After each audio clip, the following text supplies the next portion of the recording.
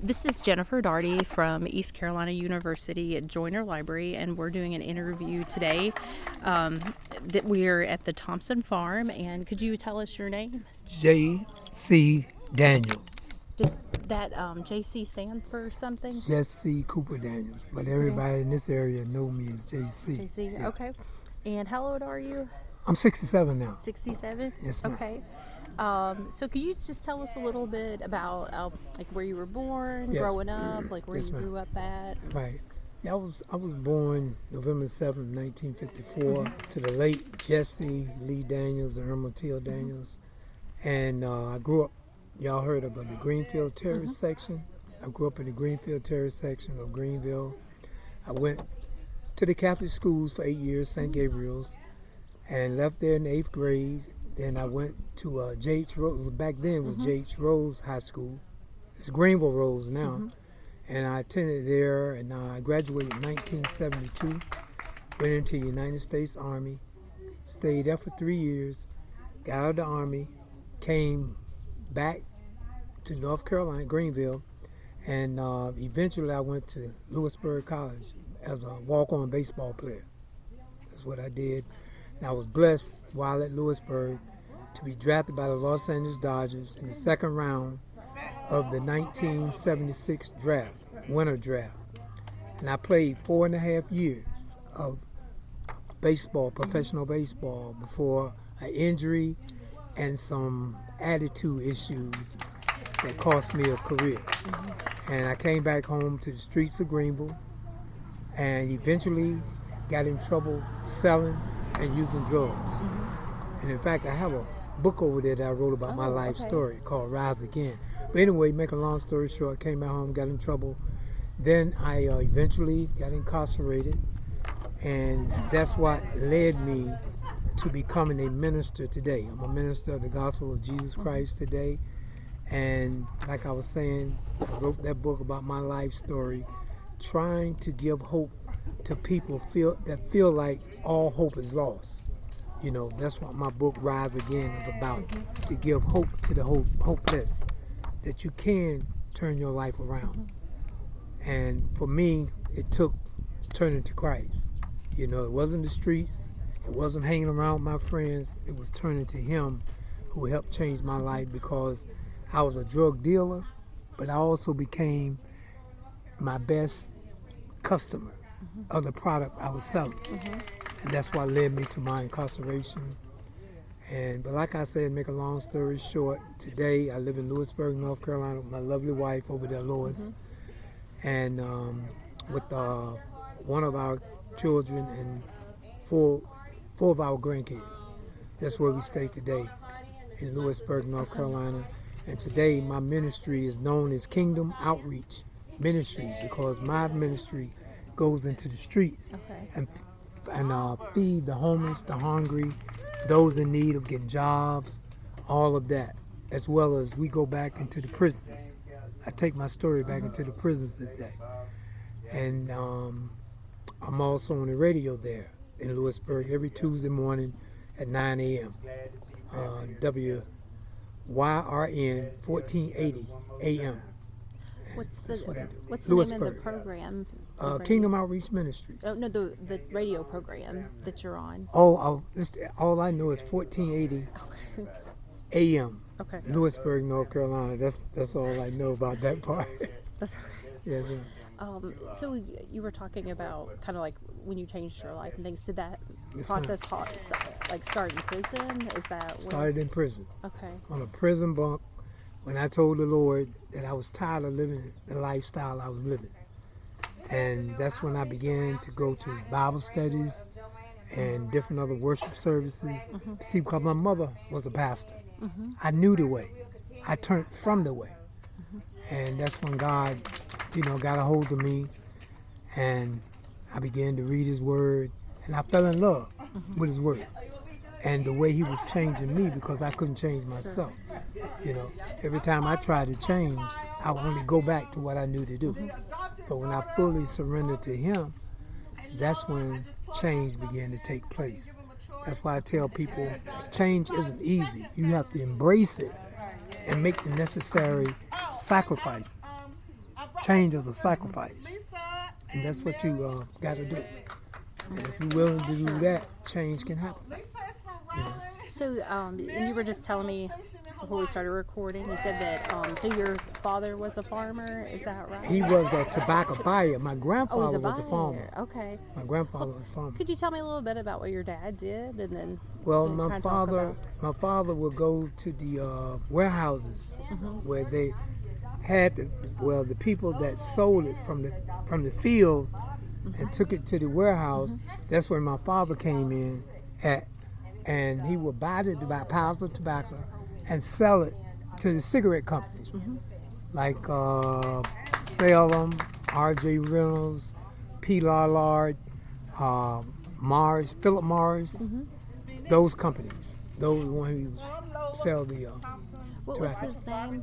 Jesse Lee Daniels Mr. Jr. Jesse. Okay. See, I'm Jesse Cooper Daniels the third. Yeah. The third.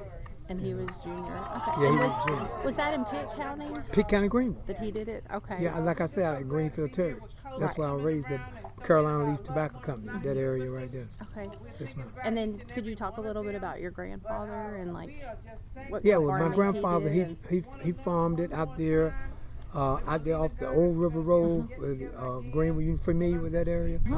My part of my family stays there. The Tills, Harry Till, Moses Till. In fact, they got a garage out there too, and a trailer park on the old River Road. And my grandfather had a farm out that way, and he would farm the tobacco, take it to the warehouses, sell it. You know what I mean? And that's how and then he had a cucumber farm, as well as cantaloupes. He had peaches, apples, different other things like that. And we used to assist him in the summertime. Yeah, me and my brother and a few cousins. We would assist him I getting was it going out to of ask the if field. you ever got Yeah, roped into. oh yeah. Got many worms and all that on me too in the process. Yeah, so we did that coming up. In Did fact, you do any tobacco? Oh, go ahead. Sorry. no. I was just saying that's how we got a lot of our summer money for school clothes, going back to school by working on the farm for our grandfather and stuff. Okay. And you said there's still family members that do Yes. farming today. And, Yes, out there off the old River Road, my cousins, Okay. Harry Till, Moses Till, they're the ones that has kept it going. Okay. You know, they has kept it going. Are there any stories that you would like to share from like your childhood about farming, or even just like growing up, or Well, in other Pitt than County, or right, well, other than growing up during a time where it was hard for blacks to get certain jobs, and in fact, I remember the days that my parents used to have us out there marching. Yeah, my father marched with the great late Dr. Martin Luther King Jr. Oh, himself really? down in Atlanta yeah. and Alabama, many years ago. But he had us marching around Pitt County, you know, in the Grimesville area one time, the Aden area, in Greenville right there at Piggly Wiggly off of Dixon Avenue. Because back then, it was hardly any black workers there, especially cashiers. And we marched on that. In fact, Miss Thompson, Lola, she helped desegregate schools. I was a sophomore, she was a senior. And we went through a lot of changes during that time. You know, desegregation wasn't easy. Did you go to Epps? No, I never went to Epps. Okay. I went straight to Rose. Okay. The first year I went, the next year, that's when Lola and them came, 69, 70. I went 68, 69. Okay. And but we did a lot of marching about that too, because of the rioting and all that. When you were talking about the marches here, did you have like signs? Did you go Yes, in a particular yes, area? like we shall overcome, black and white together, and different. You know, there's peace with God, and injustice anywhere is concerned for injustice everywhere. Signs like that, you know, and those are some of the things I remember. You know, the only thing I do remember playing. You know, a lot of things I have forgotten.